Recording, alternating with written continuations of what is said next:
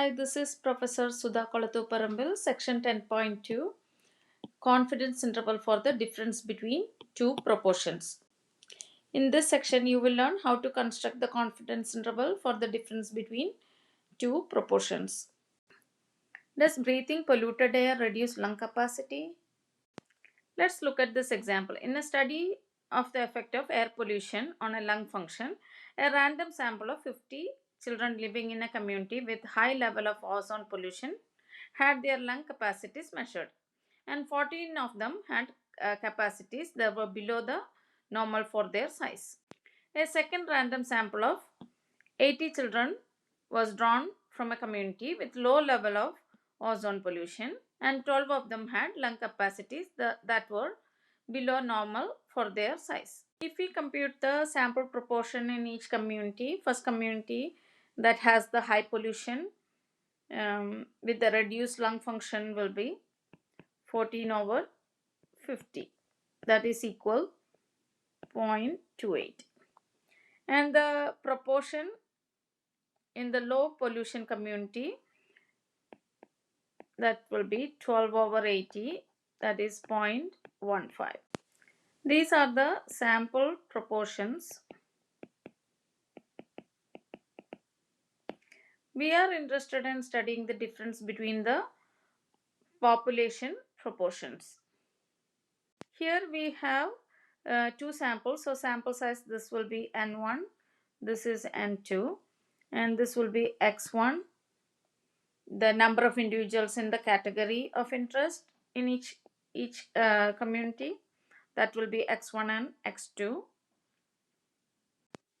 and P1 and P2 will be the population proportion.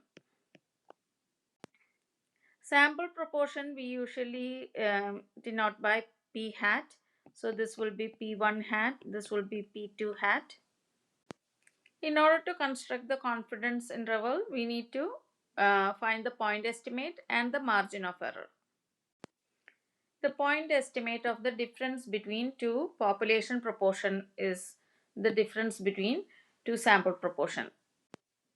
In chapter 8, you learn the variance of the sample proportions, and for each one we can write with this a subscript of 1 and subscript 2. And when the sample are independent, the variance of difference P1 cap minus P2 cap can be equal to the sum of the variances. We don't know the values of P1 and P2, so replace this P1 and P2 by P1 hat and P2 hat. Then take the square root of the variance to get the standard error. So if you multiply that standard error with the critical value, you will get the margin of error. So the confidence interval will be point estimate plus or minus the margin of error. But we need to find the critical value at the specified confidence level. These are the assumptions for constructing a confidence interval for the difference between proportions. So we have two independent simple random samples. Each population is at least 20 times as large as the sample drawn from it. And the individuals in each sample are divided into two categories. Both samples contain at least 10 individuals in each category. So we can proceed if the assumptions are satisfied.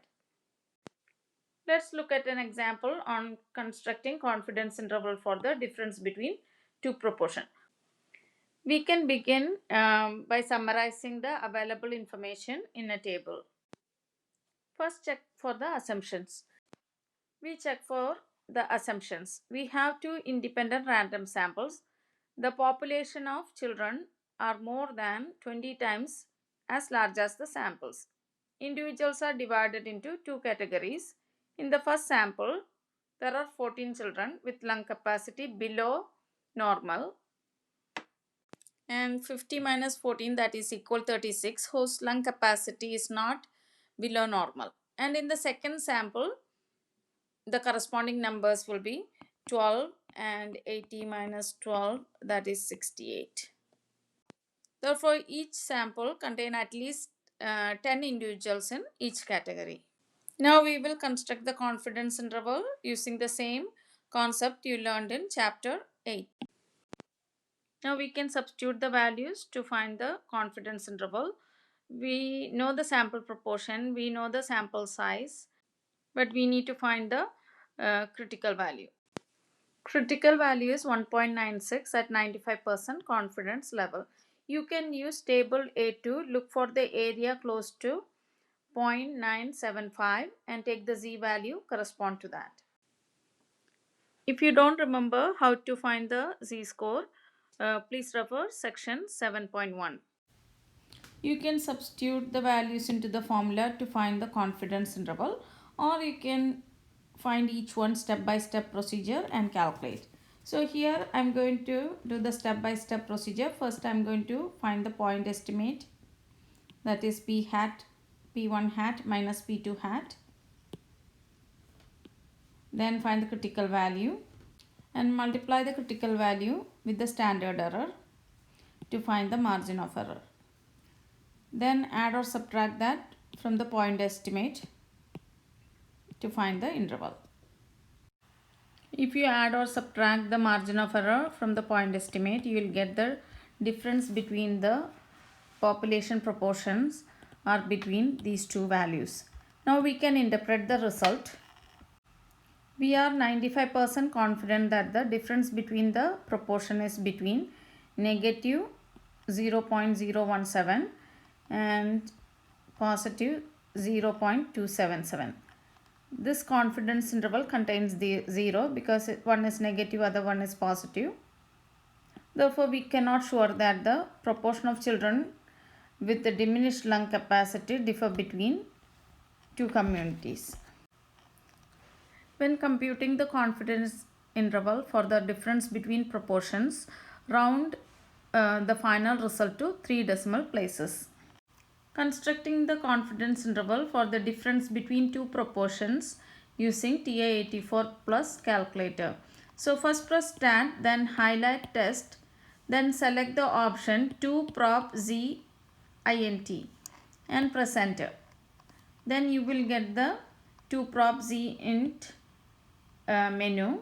In that enter x1, n1, x2, n2. Then enter the confidence level, C level.